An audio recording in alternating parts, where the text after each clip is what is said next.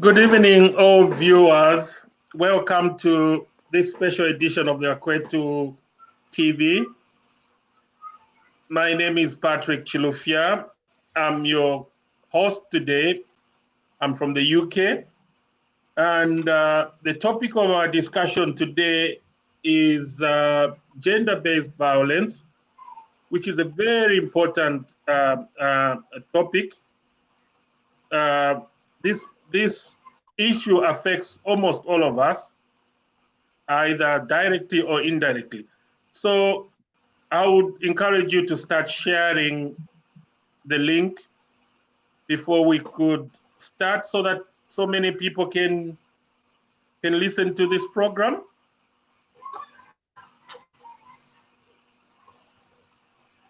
As I said earlier, the topic of our discussion today is gender-based violence, which is a major public equality and human rights issue. And we've got two guests today on our panel. We've got Dr. Beck-Banda, who is an expert in gender-based violence. And later on, we'll be joined by our Zambia police spokesperson, Mr. Ray Amonga. Over to you, Imba. Good evening, viewers. Good evening, BAKWETU, wherever you're listening us and watching us from. As you've heard, my name is Ahimbe Malambo. I'm from the UK. And to me, I wanted to move again, wanted to kuirila, kutambule alimu, tumitambula kuli BAKWETU. As you've already heard, we've got two guests, and at this moment, we've got Dr. Beck-Banda, who's been really in this issue of GBV. He's been a human rights activist. Mention it.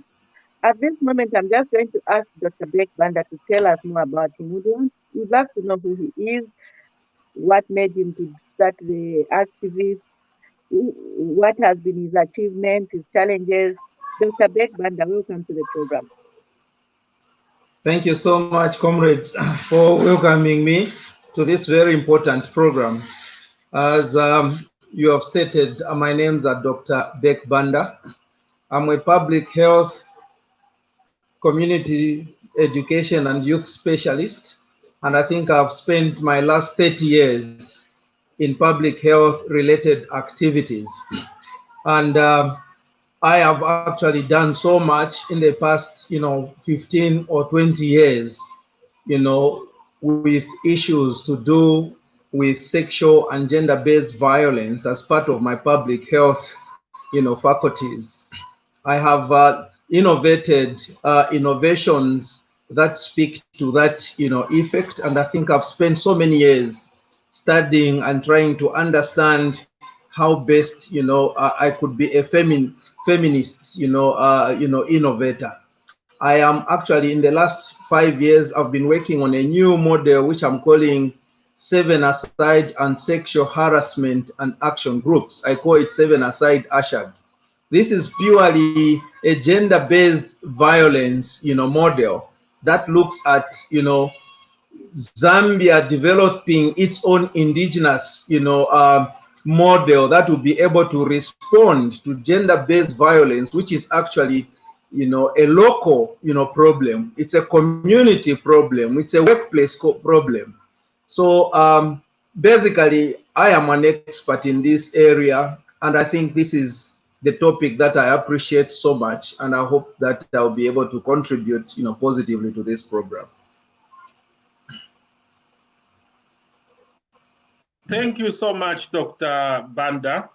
As I said earlier on, that gender-based violence is not just an issue related to violence, but it's a public health issue, it's an equality issue, and it's also a human rights issue.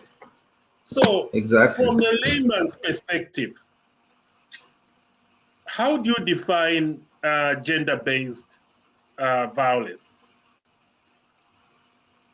Basically, from a layman's perspective, you know, gender-based violence, it's actually a violation of one's rights, of, you know, human's rights, that basically is, supposed to, 3/4 of it, or most of it, actually happens to the women. Gender-based violence is an act that infringes on one's right, be it economically, be it sexually, be it physically, mostly, you know, based on one's gender. And when we are talking about gender-based violence, in this case, it actually affects the female folks so much, and a bit of some male folks. So it is a violation of human rights that actually infringes on psychological, mental, physically, as well as economic depression or deprivation of an individual.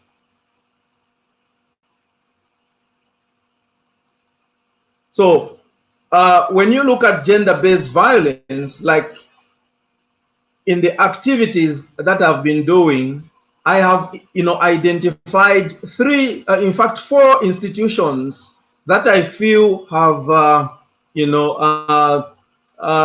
institutionalized gender-based violence, sexual and gender-based violence. The first one is the education system. We are talking about learning institutions. There has been serious sexual and gender-based violence from primary school, college, secondary school, up to the university. Our young girls, our women, our ladies are no longer safe in places of learning. There has been issues of teacher-pupil sexual harassment and abuse, including headmasters and those people who work in the school environment. They may not be teachers. So these cases of, you know, pupils and, you know, students being, you know, sexually abused, you know, regardless of them being primary clients of the teachers, teachers have taken advantage because of the power, you know, difference. You know, gender-based violence also looks at issues of, you know, power differences. I have also looked at the issues of sexual violence and gender-based violence at workplace.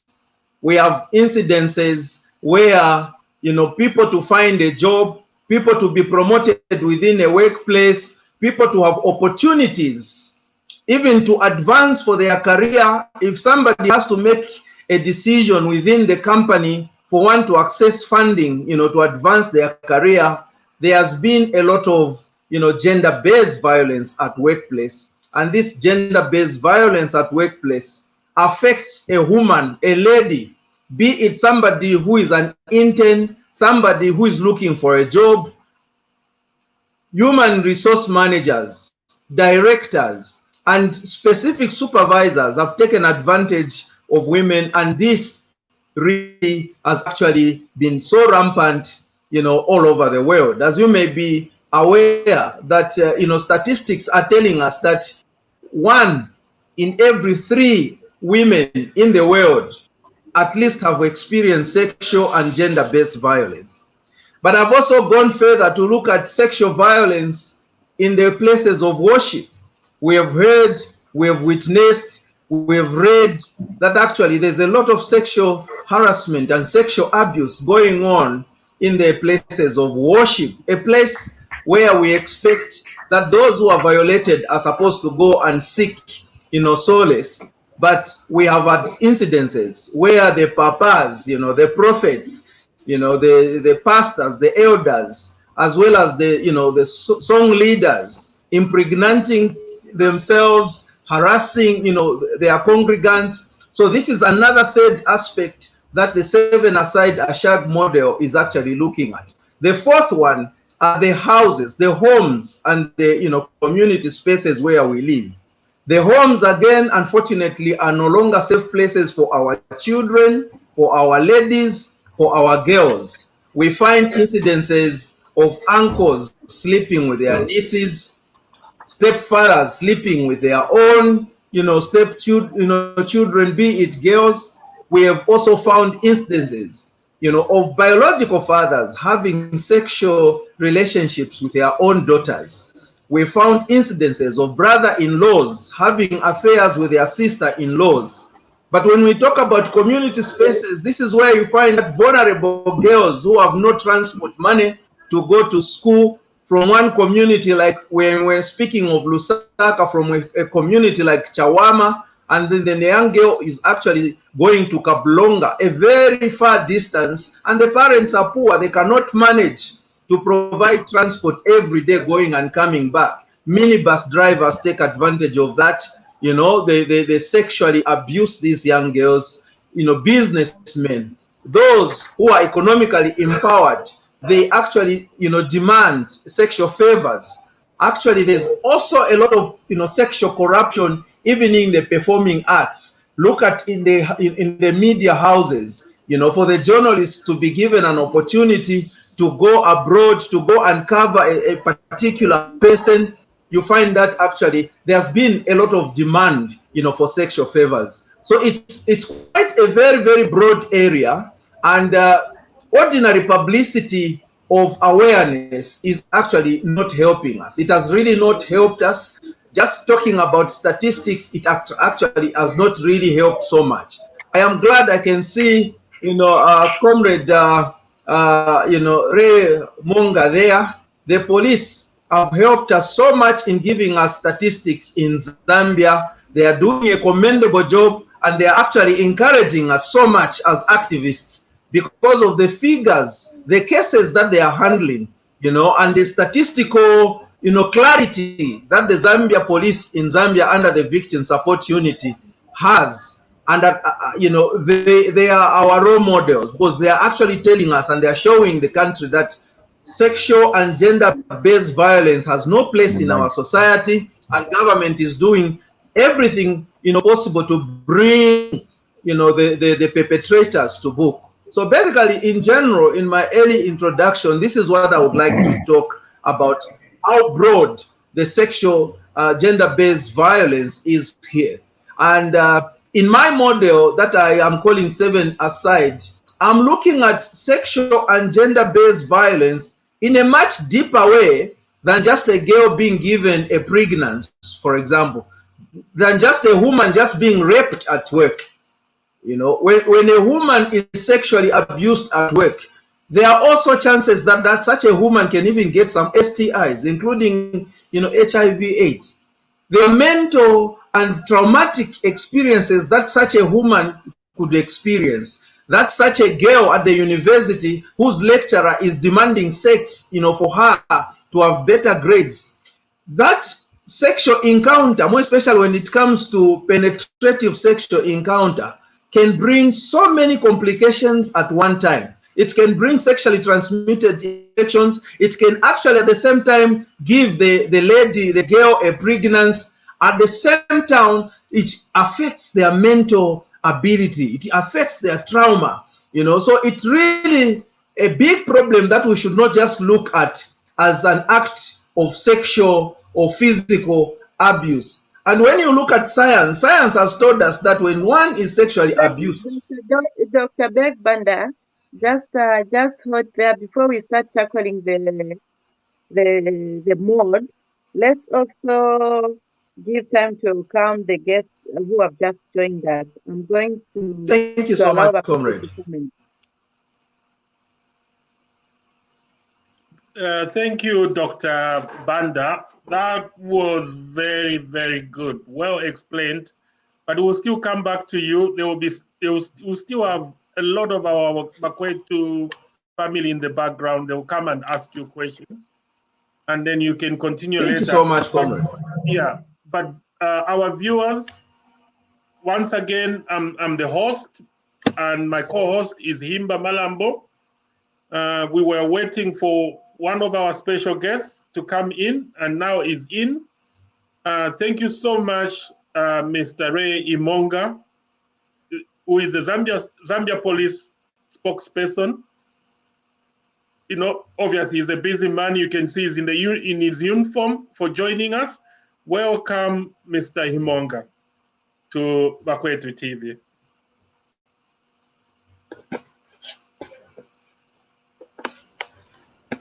Thank you very much. My name is Hamonga. Sorry about that, Mr. Hamonga.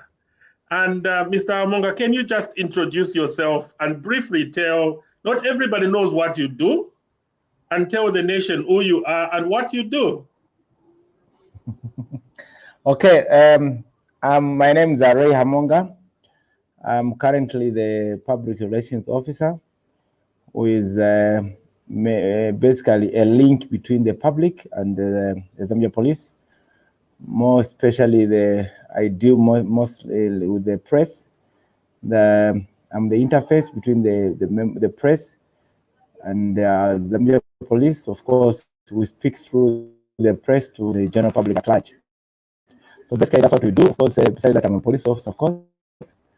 And being a police officer is more paramount than what I'm doing. So at any given particular time, I can be called to do other works apart from being a public relations officer. Thank you so much. Over to you, Himba. Thank you so much, Mr. Ray Hamunga, and we welcome you to our program, and we welcome you as TVBAKWETU. Tomitambula twamisengela twamipokelela kuno TVBAKWETU. And we thank God that we are so privileged to have you here, that you're going to help us understand the law or the part which the Zambia Police is playing in the GBV. As much as we know that both sex, both men and women, they are victims of this animal called GBV. Thank you so much and welcome once again. Thank you very much. Would just go back to Dr. Beth Banda. You tell us, I would love you to first define for us. I know you've already mentioned them, the types of abuse, but will you please, in shortest terms, please define them for us? We would love to know what is physical abuse, emotional abuse. Will you please just define for us what these abuses are? And if you can mention them again for us, for the public to understand more. Thank you so much, comrades. Physical abuse, this is where in, simplest terms, we find, for example, wife battering or men battering in an event that a man is being battered by the wife, physically. This is where somebody actually is physically, abused by beating, there's also an emotional abuse where, for example, the husband decides not to be leaving money for food for this, particular, lady, simply because this particular lady has not done a particular favor, or this particular lady went to report to the police on an incident that, was violating her rights. And the man decides to be just leaving home every day without leaving money, without actually doing the economic responsibility that this man has. That is an emotional, kind of, violence. There's also an economic one. An economic one, this is where somebody, for example, is evicted from the house. The husband threatens to chase this woman because this woman would like to report that this husband has been sleeping with a nephew. There's an issue of not buying food at home, and this husband just lives at home. And psychological torture could be where this husband decides not to be talking to the wife or answering this wife in a manner that is actually frustrating. But there's also now, sexual abuse where there's actually penetration of sex. This one also happens, and actually that is the main problem that we have. But because the sexual penetration abuse itself comes with so many other consequences. I just mentioned issues of sexually transmitted infections. I mentioned the issues of pregnancies, and the pregnancies, the sexual transmitted infections have also the other effects, that comes with them. So those are the major kind of, you know, violence that, you know, gender-based violence that are very, very much common. The emotional one, where somebody is just being, you know, tortured emotionally. The physical one, where somebody actually uses the physique, you know, to beat, to inflict pain on a particular person. But also the issues of, you know, psychological one. You know, basically those are the critical ones that I can mention for now. Thank you so much, Dr. Banda. We'll come back to you for more questions. Now I'll go back to Mr. Ray Amonga. Mr. Ray Amonga, you've mentioned something like victim support initiative, and but do we, from a policeman perspective, or from a perspective as a policeman, how can you define gender-based violence? And also, what are you doing? First of all, I would ask, what are the statistics relating to gender-based violence in Zambia? And if you can tell us how many people have been, you know, maybe in the last 1 year have been arrested, charged, prosecuted, and have we got enough laws or regulations to deal with this, or enough resources? I will leave it to you. Okay, thank you very much. To begin with, when we talk of gender-based violence, we are talking of an offense that is committed by another gender against other gender. So basically, it's like if a man assaults a woman, become gender-based. I mean, gender-based violence. Just like it's rightly put. Now, as regards to statistics, the way we do our statistics in police, we do them on a quarterly basis. For the simple reason that when a case is reported, for us to reach a conclusion, it has to take a bit of time, like we have to investigate, take the matter to court, and then be able to report it as it has been concluded. Because definitely within a period of 3 months, it's assumed that definitely the case can reach its conclusion. Because the other cases could be reported to the police, but they could not be as they are reported. Maybe, for instance, if somebody will just accuse someone, say, no, this one has maybe I my daughter, maybe because, you know, they are just personal differences. So when you go into investigations, you're able to come out with a clear conclusion to say this is what has happened. So right now, like I said, we report on a quarterly basis. Like in the third quarter, as of third quarter this year, that is as of 30th September, we had a total case of 4,442 gender-based violence cases were reported in the country. Now, of course, you know, statistics make sense when you compare them with other period, same period.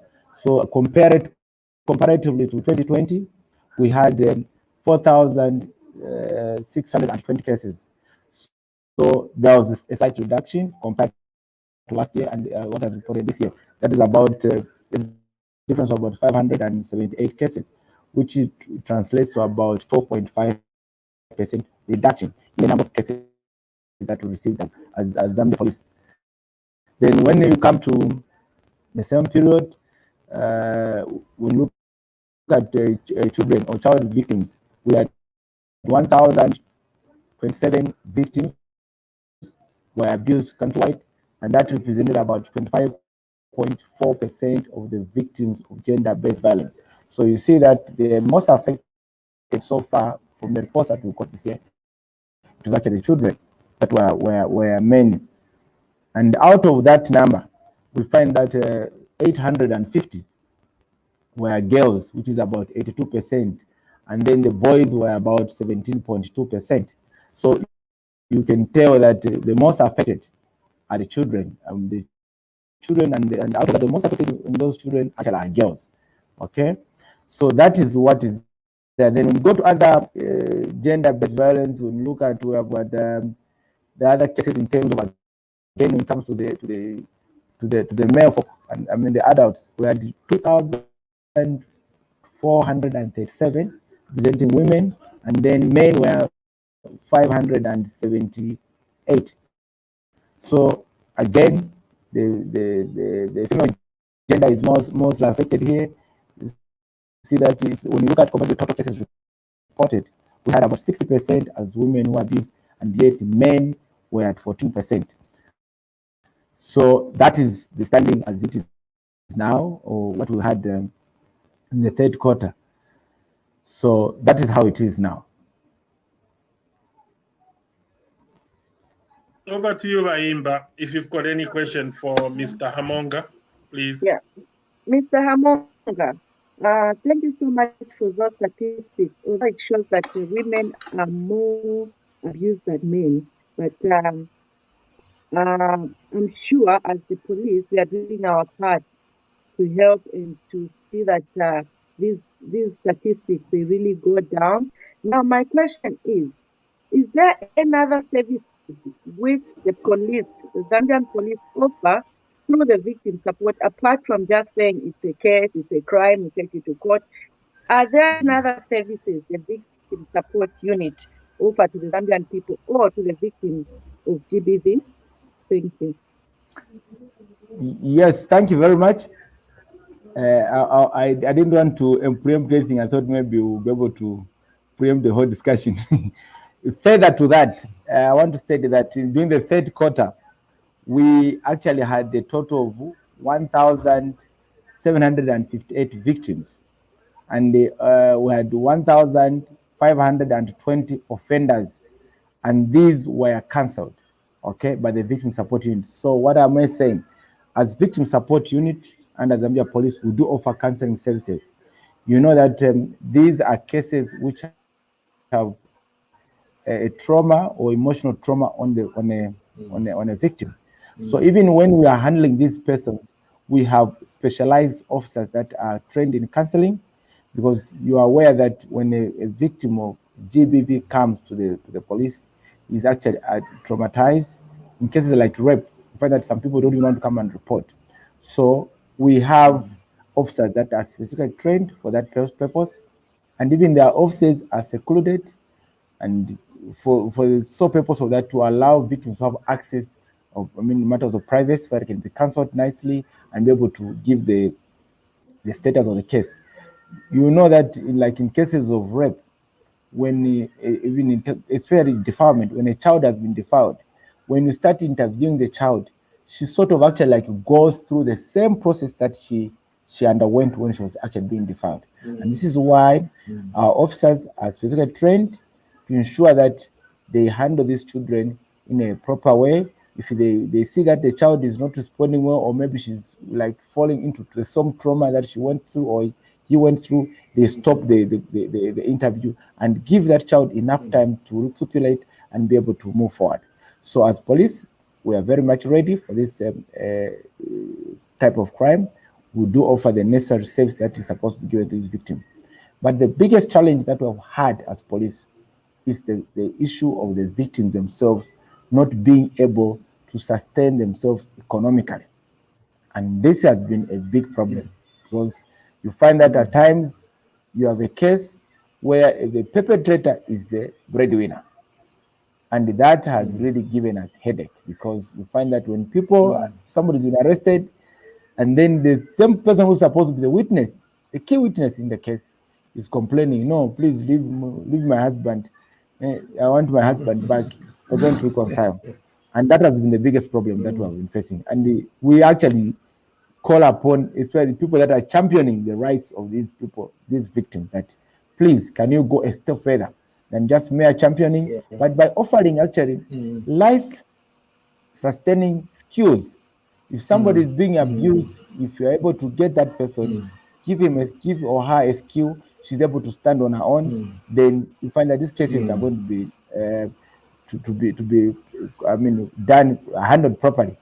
You find that, like I've said, you'll find that actually most people, when it reaches prosecution, they start growing cold feet and withdrawing the cases, because it becomes a problem. Because you see, you cannot prosecute without a witness. So where somebody, the one who's supposed to come and testify in court, is giving excuses, he's switches on the phone, he does what? These are the challenge that we are having. But from the police point of view, we are very ready and to ensure that this way is enforced to the latter. Mr. Hamonga, you've just call me Ray. I'm seeing a Ray. Hamonga. Just call me Ray. Ray, you've mentioned something very, very important here. And I've noticed also from your explanation that the main offense in gender-based violence is sexual harassment or sexual abuse or defilement.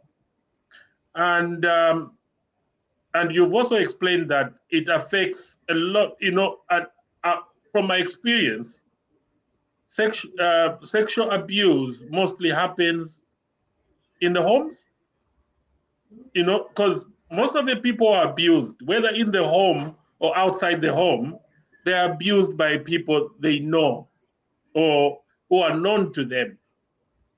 And then some of these, they're actually kept by those people who abuse them, because there've been this thing in Zambia where they say when abuse happens in the family, they say, no, let's not report it. Let's keep it inside. Let's resolve it inside. But then, Ray, in other countries, they've got, like what you do, victim support. They go an extra mile.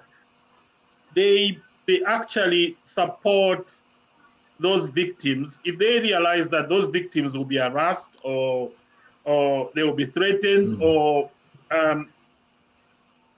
they will be, they will be helped. They will be kept somewhere until that case is disposed. They might even be supported financially, even going to school while that case is going on. So I can see that this is an issue of lack of resources and also lack of regulations and laws. Like I'll give an example in the UK. When it comes to abuse, they've separated. Children are so special in the UK that they are dealt with at a council level, and there is a safeguarding law against children. There is a safeguarding law against adults. There is also a safeguarding laws against children. If, say, Bahimba lives in the UK, if Bahimba happens to abuse her children, they will come and grab those children. Because they know that if those children stay with Bahimba, they won't be able to testify. They will come and grab those children, keep them until the matter is disposed in court or through the safeguarding process, which is handled by the council. So it's the council that now recommends this case should go to court, or this case should be resolved at the council level, cancel them, just like you mentioned, and reunite them. But if it's so serious, it ends up in court. So, Ray, what should we do in Zambia to protect those victims? Because I know a lot of victims like that. When I was growing up, in our families, these things happen every day. And a lot of people are scared to report. How do you encourage those people to report? Like men, I remember a situation. One time I went to the police. I was looking for I was traveling to South Africa. At that time, they were asking for a police clearance certificate because they needed it for work-related. So I was at the police station in Kitwe, and there came this man who was beaten by the wife. That's a long time ago, about 20 years ago. And when the man entered in the police station and reported that my wife has beaten me, the whole police station started laughing. They started calling their friends in the other offices. And then when they came, they say, what is happening? This man has been beaten by the wife. They all started laughing. That man ended up going away without reporting the matter. I will leave it to you. Thank you. Okay. Thank you very much. Let me start by stating that the problem is real. Remember, I mentioned the issue of cases being withdrawn. Like in the same quarter, let me just maybe give you a breakdown of the statistics, how we ended up breaking down the 4,042. So the under the 442 that were reported countrywide, we had the 681 representing about 16.9%. These cases were taken to court and resulting into 97 convictions, which translates to about 14.2% of what were taken to court.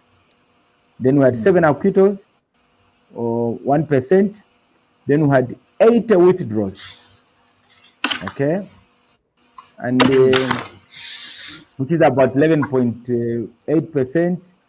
And we had 497 presenting about 73%, which were pending in the courts of law around the country. And on the other hand, we had the 1,776 cases which are still under investigations, while 1,585 cases were withdrawn at police stations, representing about 52.8%. And we had 47.2% respectively. That means the 1,500 were reduced, so which is about 47%. Now, this is where the challenge comes into play. As police, we are willing to prosecute these cases, we get these persons, but you see, like I'm telling already, you have a lady, you want to take the matter to court, but she's not willing to go and testify. Why is the main reason? The main reason is that this person who is a perpetrator or who is the abuser is actually the breadwinner. And that's where the challenge lies in. Secondly, also, you know, we as police officers are law enforcers. We do not enact laws. And like the old adage goes in law, which says the law ought to be implemented as it is, but not as it ought to be. And of times, and personally, I've had this encounter where people are saying, no, the police, no, you should change the law. I mean, we're in a democracy. We have the 3 executive, I mean, the 3 arms of government.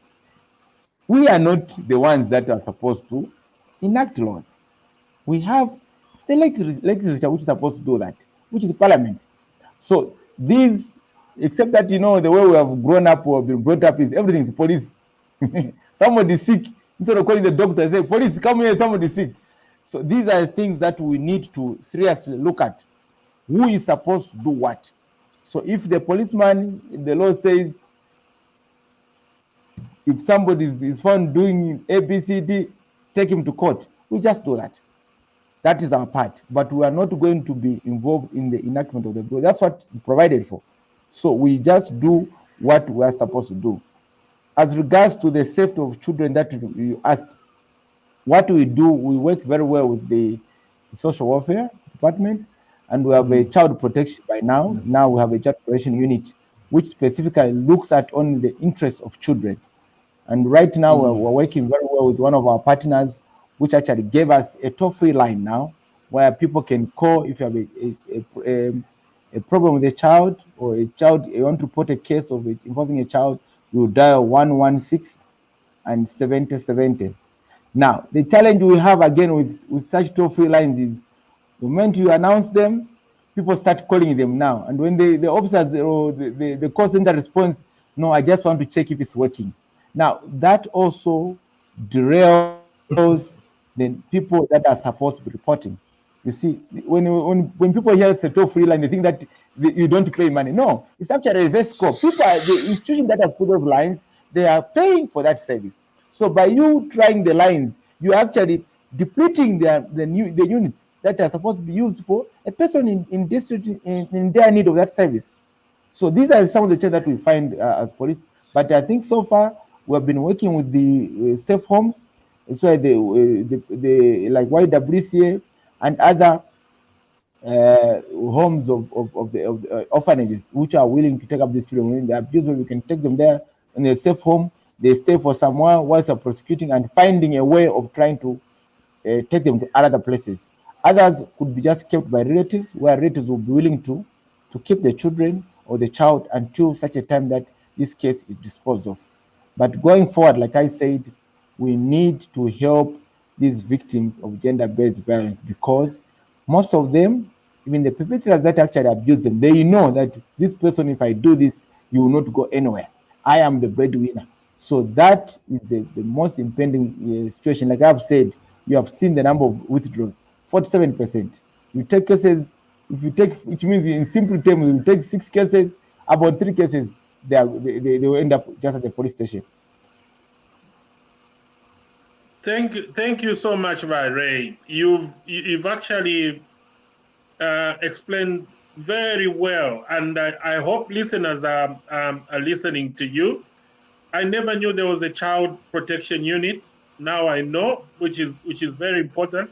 But I feel, those organizations that are helping you, they need to be supported by us, Zambians and Zambians abroad, so that we can have perpetrators of sexual violence and other form of violence to women and children, arrested and successfully prosecuted. Bahimba, before I bring in other Bakwetu family to ask both by Ray and by Dr. Baker my questions, if you got anything to ask by Dr. Imonga before we open the floor to everybody. Yeah, thank you so much, Patrick. I have asked one question for Dr. Beck Banda and one question in the request for Mr. Ray Hamonga. The question is, Mr. Ray Hamonga, among the statistics you've given us, do you have the statistics of the people you've arrested who are perpetrators of GBV? And if you have, what is the percentage? Then secondly, ndelomba kabakwetu twalifunisha okulanda ekintu kyonse.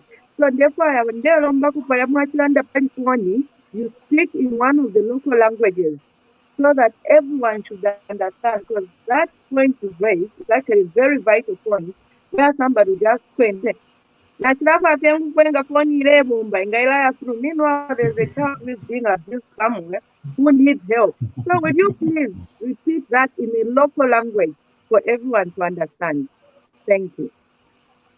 I'll come to Mr. Banda after Lareva. Okay. Thank you very much. I'll try to speak the languages as much as I can. Zambia face muchinyanja. Mafoni haya tekamba kuti namba ini ya toll free. Sikuti imagine kwamba kutuma kuyeserera tinonimvera ngati isebenza. Because mukachita so kutsankara tu mwana winangu afuna kuti atume phone ja maybe ankara abused. Because aja mafoni wakamba kuti ni toll free, si toll free yayi. Vaja kuti vaone mutumira ndiye valipira. So mononga ndrama dzinofuna kutandiza ndiwo uchabwanji ovutika. Let me try Bemba. My wife's language. Mukwai ngamwamona twarandati ma toll free lines aya. Tekuti lati nomba ichi cha free yo mukwai. Techakutati ngatwanda toll free line yakutumira bonga ngawale chisho mwana. Teyakwesha fo kutuma fe chitume ati pandefa mvunga yele bomba. Pananga mwachitefyo mishinomba muleona MP sho babi kwafa abachushi nangwa abana balechura nabale abuse. So tuira tuma yo mukwai. Mutu wafela myenga mwakwata ubusanso na mwakwata wafya umwana ala abused. Let me go back home now. Basa turomba kuti amatofrene ngotwamba ajatigi abana bali yankwera abana number ya 116 a 7070 tariya gusoya abero gutuma gitume uti ndibone uti naira berega phone kamwabere habobo jamba kuti ari amari ngawe itabere kwa mwana uteni ula penziria mwanyonyona mwasawe mumenda parumba. I love Tonga Ray. And so romantic. Okay, over to you, Bahimba. Thank you. I think let me just get my acts together. I'll give you the number. I think she was asking about the number of arrests that we do. I think I did give it, but let me just revise quickly to my revert quickly to my statistics. Where are they? Okay, let's continue. I'll raise my hand when I'm okay. I'm there. We are saying that from the cases that we took that were reported or presented before court, like I said, that we report these cases on a 3 month period. So within this 3 months period, in the third quarter, we might take 661 cases, okay, which were taken to court, And out of that, we had 97 convictions, which translate to about 14.2%. But that's not to mean that that's the whole. But we're talking from the 661 cases. At the period at the end of the quarter, we had 14%, 16.9% taken to court. And out of that, we had 97 convictions, which was about 14%. So other cases are still in court. So that's the end of it all. They are still going on. And of course, when we report when we report at the close of fourth quarter, we're able to give the statistics again as relating to the number of cases that were concluded. Okay. Dr. Black Banda, we've heard Yes, that please. a lot of men are being killed now. I think the statistics is going high of men who are being killed by their spouse. And now because we talk so much about women. So as an NGO, what have you done? And is there anything you are doing in this area? Thank you. Thank you so much, comrade. Of course, we have had a lot of cases in Zambia where, a lot of men actually are being, killed. My program and my activities that I'm involved in do not really, focus on, looking at issues of men so much who are being beaten. The program is, feminine.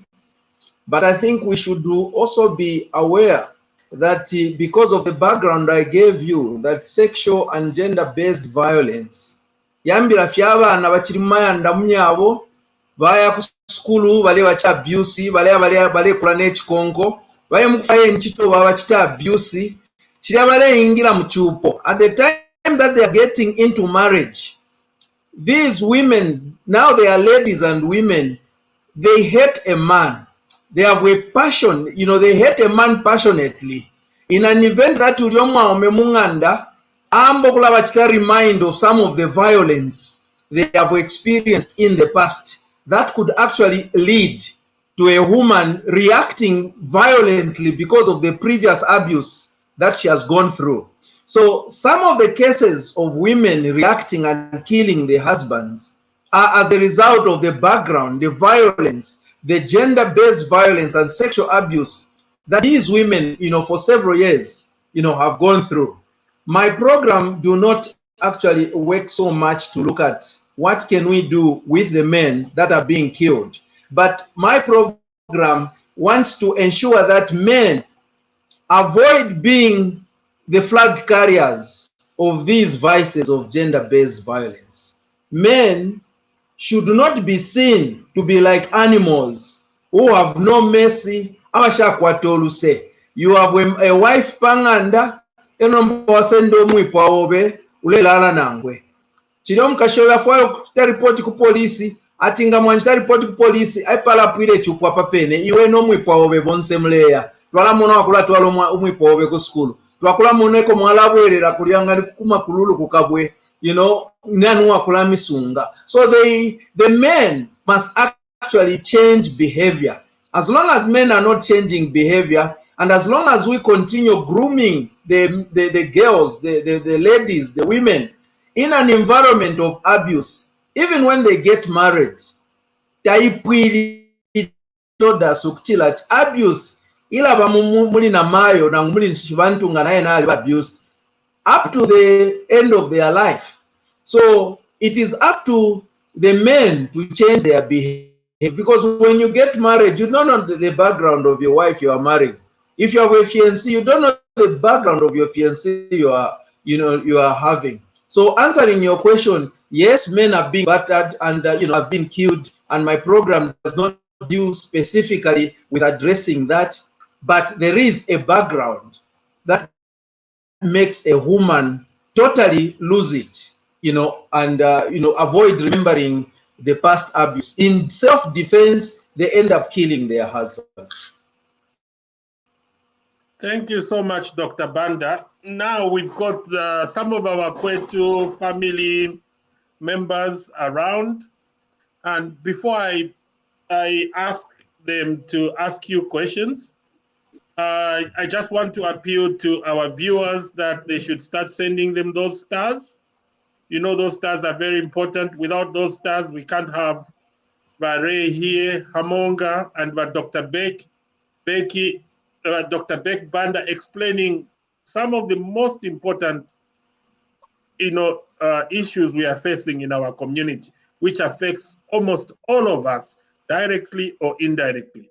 Now I'll start ladies first from my right. Bamwelwa, have you got a question on either Bare or Beck? Good. Or how are you, everyone? I think because I'll say good evening, and some of you are not on an evening, you're on a morning.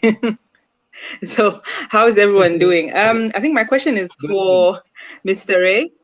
I think in the wake of social media, I think you agree that the world has widened for as many of us, and these sometimes are safe places for people who have been abused to come forward. And I think there are two particular incidences where people have come up and spoken of a particular church. As years have progressed on, the particular church that's always mentioned, I'm not going to mention it. But most of the victims supposedly are too scared to come forward. So we find that this is just something that is on social media. Again, there's been a point, again, I think this was tweeted about last year, where somebody created a page and they said, I've been abused, and I know that a lot of other people are being sexually abused. These were all women. And they said, well, you're going to be free on my page. You can mention the person that abused you. And we had so many girls come up, girls and women, and men in some instances, mention particular people that had abused them. This unfortunate girl who owned this page was actually threatened over, and eventually she shut it down. But my question was, do we not have any investigative wing in our social media spaces? Because social media is now a tool, and we've got to admit it, especially I think in the wake of the recent elections, that this is something that is a strong tool. Is it something that the police are using to harness? And equally, I'm always interested because I think you had mentioned to say you can only investigate something if somebody mentioned, if you have a perpetrator. So does that not, I was now a bit iffy there to say, does it then mean that we don't have any investigators who will go and investigate some of these cases? That was my question. Okay. What I was saying there was the issue of having a witness, because like when you're going to prosecute a case, you need to have a witness. So where your number one witness, the key witness, is backing out. And this is why we have a lot of cases being withdrawn. Like I said, we had about 47% of the cases that were reported and they were withdrawn. It's because for a simple reason that the people are supposed to lead in the prosecution, they are not. For instance, if it's yourself, when you have been assaulted, we issue the medical form. Now we're supposed to take this person who has beaten you to court, and then you are not willing to go to court. It becomes a problem because you must have a witness for each particular case. Okay. Then the issue of social media, we again come to our laws. What do our laws state? Okay. In this country, if you go and report a case on social media, it will not go anywhere. More especially, even to the media themselves. You go to the journalists, I've been beaten. So what? Because the magistrate will not take that statement from the social media and take it into court. The magistrate, when he's there, you want to be satisfied by way of having a medical form signed by a medical doctor with an expert witness in that case. If a doctor signs a medical document, nobody can dispute it. If they want to dispute it, it must be again done by another person. But once a medical doctor signs a medical form, that's it. That is an expert witness, so the case can go to court. So in our country here, you can only institute criminal proceedings in two ways. Under Section 90 of the CPC, which is Cap 88, it says either one, through the police, lodging a formal complaint at the police station, or a sworn complaint to the magistrate. So those are the bases which you can institute criminal proceedings against somebody. I hope. So could you say that we have a hole somewhere in our law that's not accounting for newer trends, let's say like the online situations? Yeah, but yes, of course you report on social media, but it will just end there. It will not be taken in, it cannot be said when somebody posts a case on social media. It is now again, it's up to us police officers to go maybe and get that person, but that's not to say you have instituted criminal proceedings. That's my point. I hope you are getting me clearly there. When I say when you report a case on social media, it doesn't mean that you have instituted criminal proceedings. But the right way of instituting criminal proceedings is for you to physically go to the police station and report. Somebody has to report. Because, you know, if we allow for such things, if, for instance, if I hate you, I'll just post something on social media.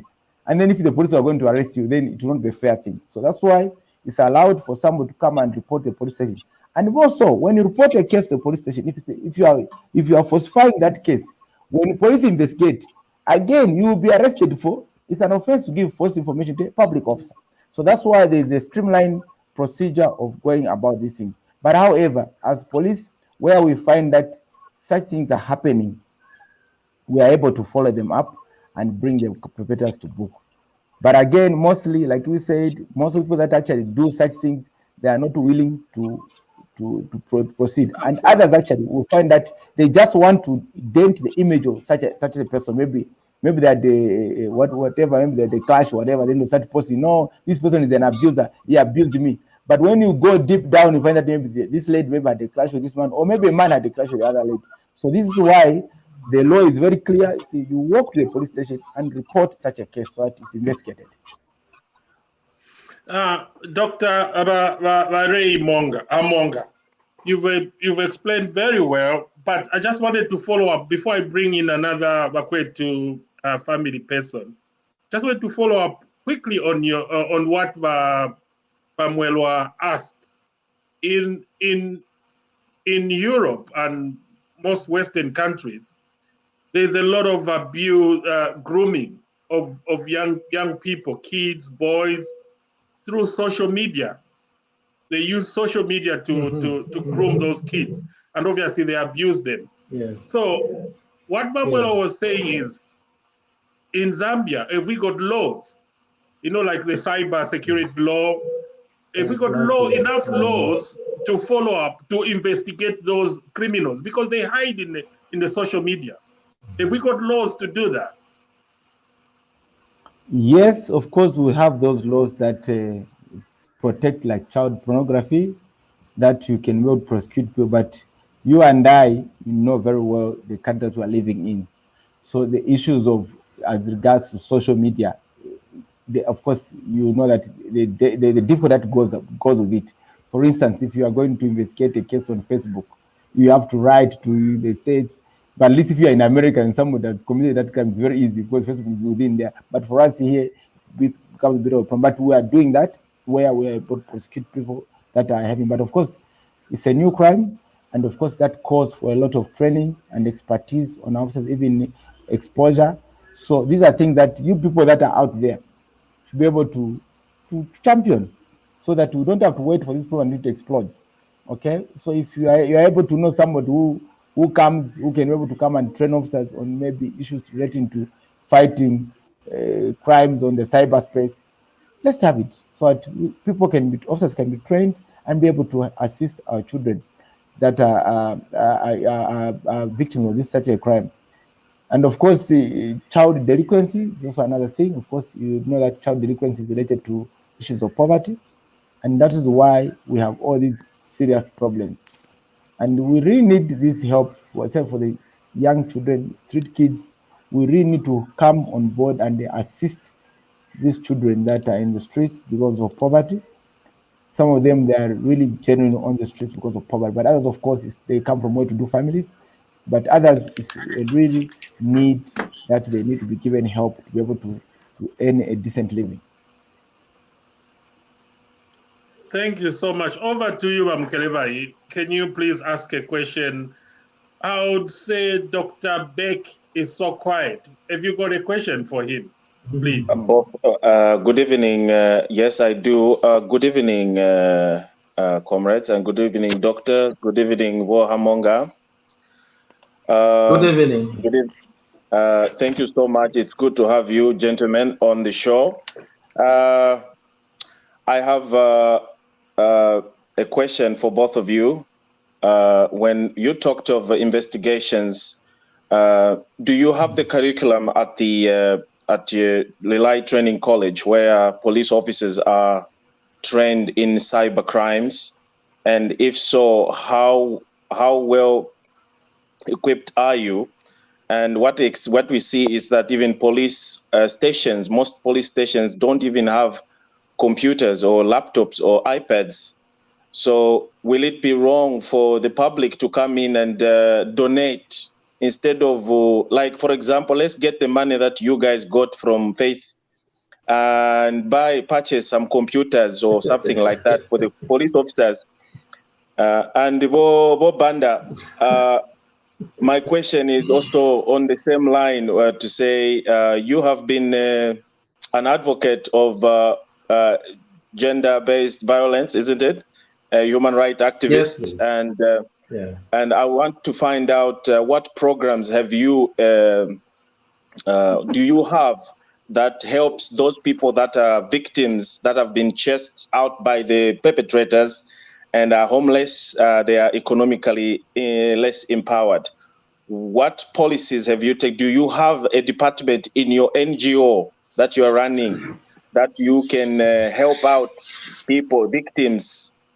And the last but not least is just a suggestion that I live in the diaspora and I want to get in touch with the police where we can have some we call it exchange programs, where I will talk to them, to the government of the country that I live in, to discuss on the issue of police officers, be able to exchange with the police officers from this end, junior, not seniors, junior police officers, to come to this country for 1 year or 1.5 years to learn. And then some of the officers from this end, they come to there so that you are able to enlighten most of our police officers in terms of investigating crimes. We are lagging behind when it comes to investigating. Whoa, Badala. Your cases, they go to court not well prepared. From your side as a police up to the deck or the what do they call the Anti-Corruption Commission, cases are not properly investigated. And that's why we end up we lose cases just because they are not well prepared or we are lacking resources. So we want that the government should come in and fund your department, your police departments, enough money so that you could run your prosecutions without any impediments or hindrances or interference, especially from politicians. Thank you. Thank you, Mkeleba. Dr. Beck, thank you so much. We're running out of time. Yeah. Can you please answer that question so that we can wrap up? We're over our time. It looks like our brother had so many questions. Over to you. Thank you so much. Yeah, so it's very, very important that I want to mention that the last 3 years, I've been trying to help a certain organization called Cyber Hygiene, Zambia. Cyber Hygiene Zambia specializes, I help them to develop a strategic plan to specialize in actually addressing the issues of sexual harassment and abuse, gender-based violence in the media. It is very critical to understand that, recently my organization exposed, some young girls who were being, abused by the foreigners in some guest houses, in Chawama, and these young girls were actually being sold by their aunt. And that information came through the social media, and through the social media, the connection in the social media, that case actually was, captured by the police. And as we are speaking now, the culprits who were actually abusing those children under 15 years are in the custody of the police. I simply wanted to respond to my sister that social media is very critical. People are free to share information on social media, and it's easy to follow them because there are phone numbers there. They have contacts there. So organization will also be looking at issues that are actually brought on social media. This is where the youth are. This is where the women would like to, to explain things. So we cannot do away with social media. We are protected by the cyber law in Zambia. Coming to the issue of empowerment, my organization, my model that I'm building now, I would like it, to have the terminus at the Ward Development Committee, because the Ward Development Committee is an institution that is supported by the Local Government Act, and there's a gender representative in that committee. So my model will make sure that in every ward,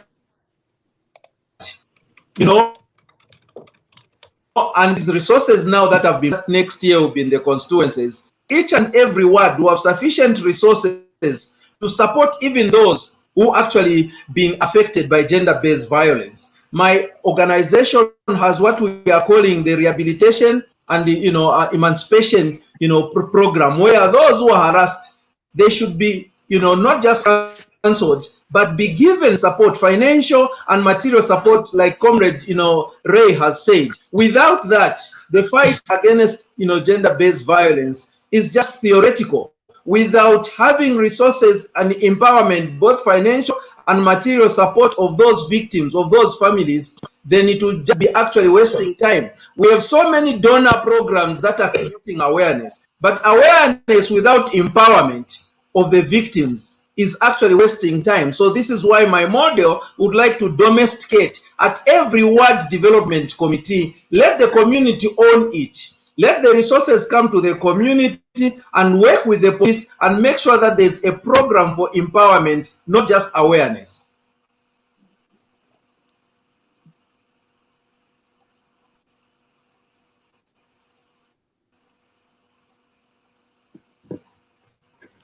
So are you with me? Are you getting me? Yes, we are. I guess so it is very, very important. Yeah. Thank you so much, Dr. Beck Banda. Mr. Ray, will you please your last remarks and what is the message to the community and to Zambian people at large?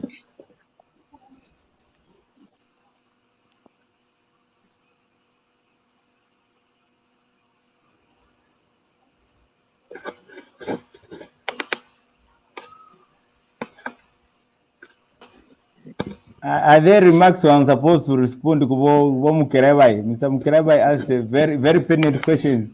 Please allow me to quickly respond. He asked the issues as regards to cybercrime. Yes. Like I said, cybercrime is a new crime that is coming up.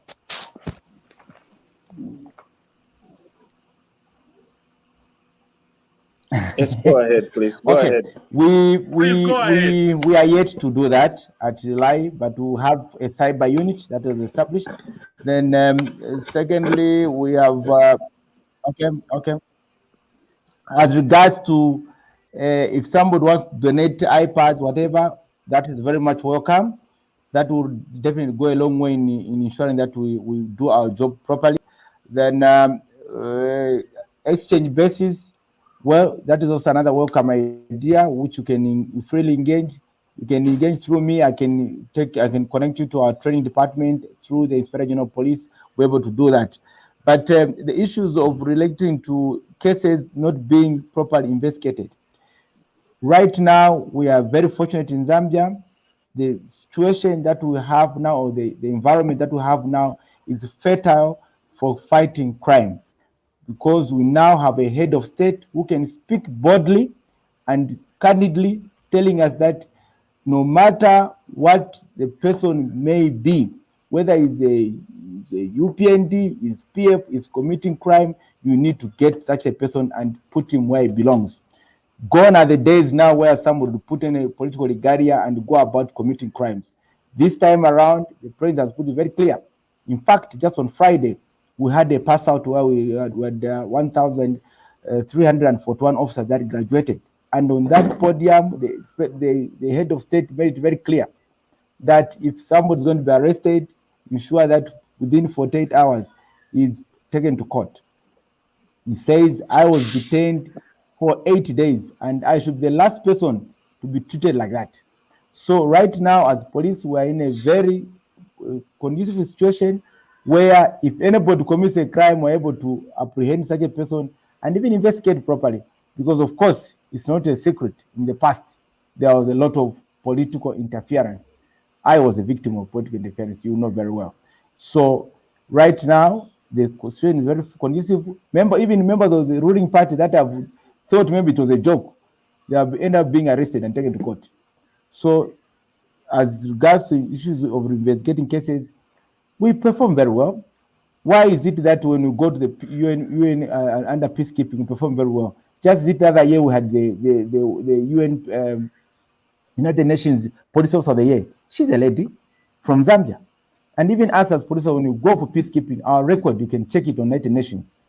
All nations, when we meet there as police officers, or even as army, we perform very well. So the reason why we don't perform at home is issues of political interference. But right now, we are very fortunate. We have a head of state that is willing to ensure that the rule of law reigns supreme. I thank you. Thank you.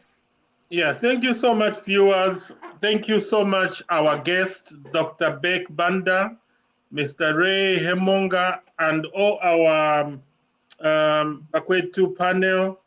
This was a presentation of BAKWETU TV. Thank you so much. Good evening. God bless Zambia. Bye-bye. Thank you. Can we stay in the background? Is it possible to stay in the background for a few minutes? While Ray and our doctor? I think please? We can stay in the background. Yes, please. Thank you so much.